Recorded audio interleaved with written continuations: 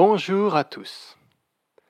Alors ce n'est pas dans mon habitude, mais j'ai envie aujourd'hui de vous faire méditer sur le grec. Alors ne partez pas, vous allez voir, ça va être intéressant, promis. Je veux juste vous parler de deux mots en français, sympathique et empathique. Et je vais vous parler du grec car c'est justement des mots qui viennent de cette langue. Tout d'abord, ces termes ont en commun une même racine, pathos. Il s'agit de la souffrance, des passions, des douleurs. Mais ces deux mots diffèrent par leur préfixe syn pour le premier et en pour le second. Syn veut dire ensemble et en peut se traduire par dans.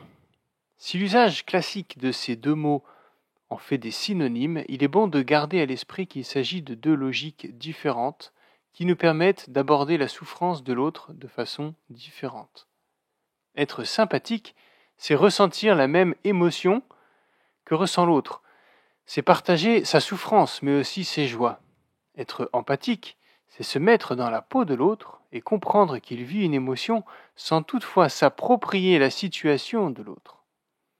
Ainsi, avec l'empathie, on garde une distance psychologique et on préserve sa propre santé. Et le piège avec la sympathie, c'est que l'on s'imagine vivre la situation de l'autre, ce qui peut augmenter considérablement notre propre niveau de stress. Alors penchons-nous maintenant sur la Bible, et plus spécifiquement sur l'histoire de Job. Job est au plus bas. Il vient de perdre tout, sa famille, sa santé, ses biens. Alors des amis à lui décident de lui rendre visite. En agissant de la sorte, ils font preuve de beaucoup de bonne volonté et ils expriment leur amour pour Job.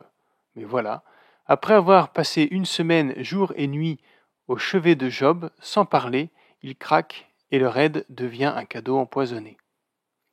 Où donc alors est-ce que cela a dérapé ? Il me semble pouvoir trouver un élément de réponse dans le chapitre 2, au verset 11. Ils se concertèrent pour aller le plaindre et le consoler. Peut-être aurait-il mieux valu chercher simplement à tenir compagnie à Job. C'est bien d'être resté une semaine à côté sans parler, mais est-ce vraiment raisonnable d'imaginer expliquer à Job l'inexplicable ?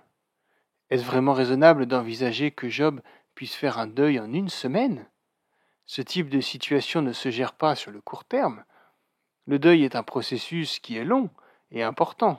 Il ne faut pas le négliger. Ils ont fait preuve de sympathie et non d'empathie.